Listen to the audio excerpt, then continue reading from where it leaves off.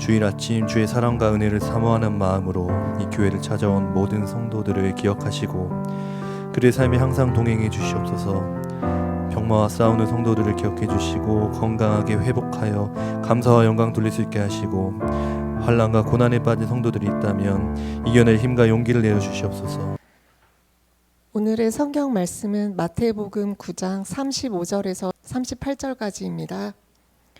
예수께서 모든 도시와 마을에 두루 다니사 그들의 회당에서 가르치시며 천국 복음을 전파하시며 모든 병과 모든 약한 것을 고치시니라. 무리를 보시고 불쌍히 여기시니 이는 그들이 목자 없는 양과 같이 고생하며 기진함이라.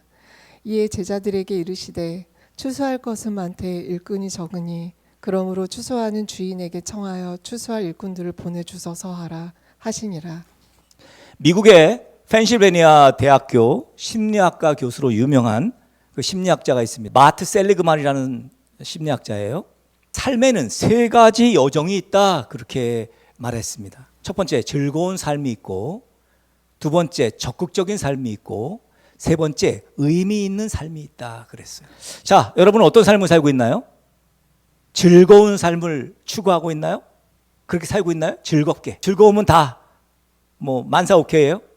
예. 그래서 즐거운 걸 찾죠. 아니면 적극적으로 어떤 일에 몰두해서 예를 들자면 돈 버는데 혈안이 돼 있다든지 이렇게 해서 적극적인 삶을 혹시 살고 있습니까? 즐거운 삶, 적극적인 삶, 의미 있는 삶, 의미 있는 삶. 이 셋 중에 과연 어떤 삶이 최상위의 삶이겠습니까? 말해 뭐합니까? 의미 있는 삶이죠. 이 마틴 셀리그만 박사가 의미 있는 삶을 최상위로 친 이유가 있어요.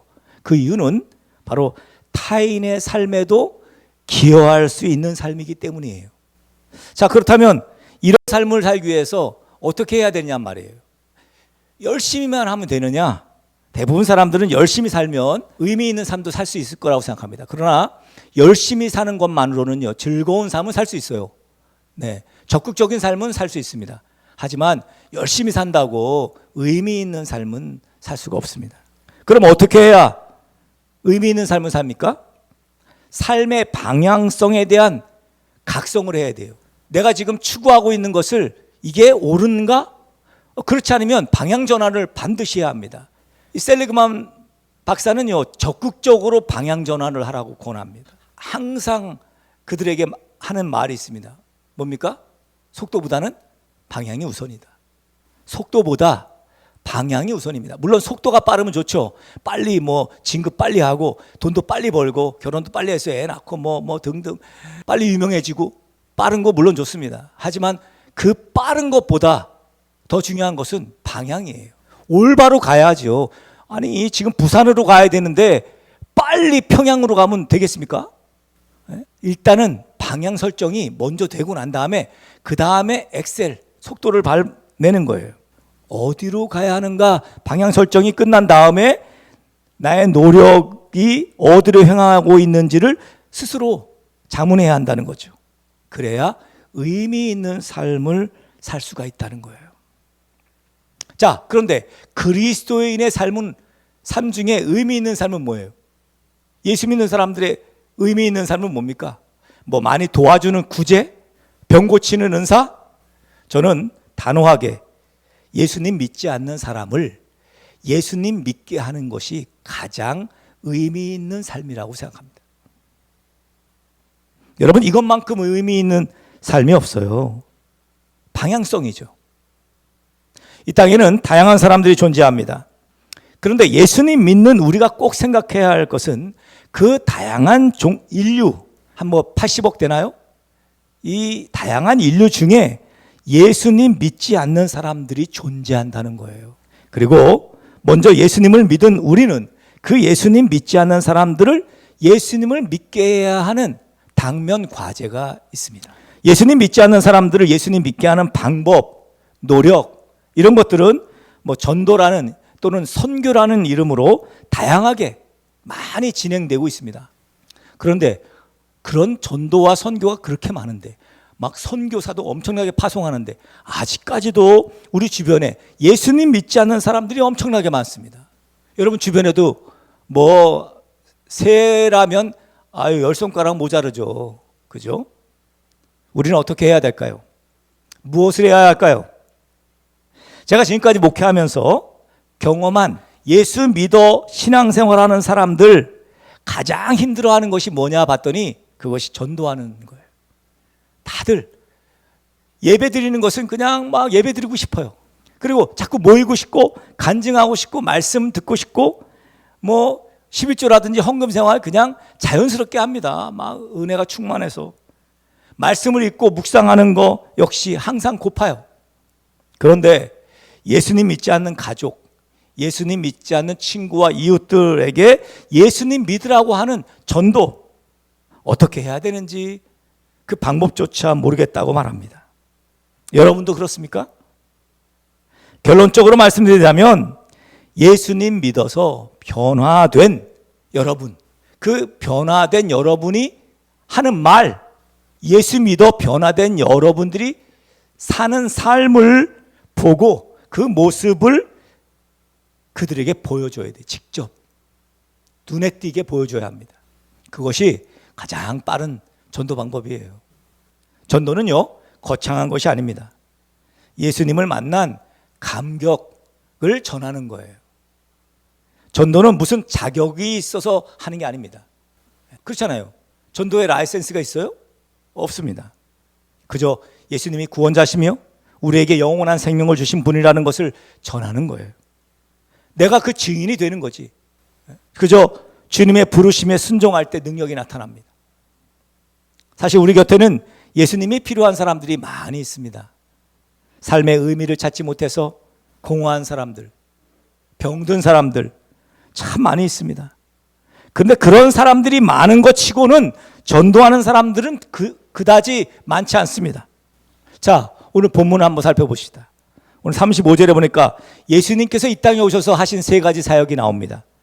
제일 중요한 사역 세 가지. 첫 번째 뭐예요? 가르치는 사역을 하셨습니다. 예수님은요 끊임없이 사람들을 만나서 가르쳤어요. 끊임없이. 진짜 예수님이 그냥 유대와 사마리아와 땅끝, 예수님이 행하신 길이에요. 이게 유대와 사마리아와 땅끝. 그래서 예수님께서 뭐라 했어요? 유대와 사마리아와 땅끝까지 이르러 내 증인이 되라고 하신 거죠. 끊임없이 일단 만나면 가르치셨어요. 하나님 나라를 가르치시고 복음을 가르치셨습니다. 두 번째 사역은 뭐예요? 천국 복음을 전파하는 사역이에요. 천국 복음, 이게 전도죠. 이게 선교입니다. 끊임없이 천국 복음을 전했어요. 세 번째 한 사역이 뭐예요? 모든 병과 약한 것을 고치는 사역을 하셨어요. 모든 병과 약한 것을 고치는 사역. 병 고치는 사역은 예수님에게 굉장히 중요했어요. 가는 곳마다 고쳤어요. 그죠? 우리가 성경에 보듯이 많은 사람 병자를 고쳤습니다. 뭐 다양해요. 뭐 귀머거리, 맹인, 혈루증, 진짜 죽은 나사로도 살렸잖아요. 예수님의 사역에 여러분 굉장히 중요한 사역이었습니다. 영과 육을 고치는 사역. 그런데 오늘 본문 35절에 보니까 모든 도시와 마을을 다니면서 이 사역을 하셨다 이렇게 써 있어요. 예수님은 특정한 도시에 특정한 마을만 간 게 아니에요. 모든 도시. 예수님은 어디든 가셨어요. 선교란 그런 거 아닙니까? 뭐 이 사람한테는 복음을 전해야겠고 저 사람한테는 안 되고 이런 게 없다는 거예요. 여러분.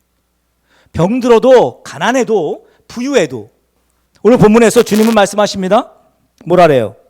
추수할 것은 많은데 일꾼이 적으니 그러므로 추수하는 주인에게 청하여 추수할 일꾼들을 보내주소서 하라. 예수님께서는 예수 복음이 필요한 구원받아야 할 수많은 영혼들을 뭐라고 표현해요? 추수할 것. 마치 잘 익은 곡식처럼 이 세상에는 아직 하나님을 모르는 예수 그리스도의 구원의 메시지를 알지 못하는 또는 알고 싶어하는 사람들이 많다는 거예요. 하지만 문제는 이 많은 영혼들을 섬기고 또 이 많은 영혼들에게 복음을 전할 전달자, 오늘 말씀대로 말하면 일꾼이 부족하다는 거예요. 왜 복음의 전달자 일꾼이 필요한 걸까요? 왜 필요해요? 복음의 전달자가. 로마서 10장 17절 말씀, 제가 많이 인용하는 말씀입니다. 그러므로 믿음은 들음에서 나며 들음은 그리스도의 말씀으로 말미암느니라. 여러분, 들어야 믿음이 생겨요. 오늘 우리가 말씀을 여러분 듣죠. 이 말씀을 듣는 것은 여러분에게 믿음이 성숙케 하는 놀라운 역사예요. 그래서 말씀을 들어야 되는 거예요. 그런데 복음의 전달자가 없으면 말씀을 들을 기회가 없어요.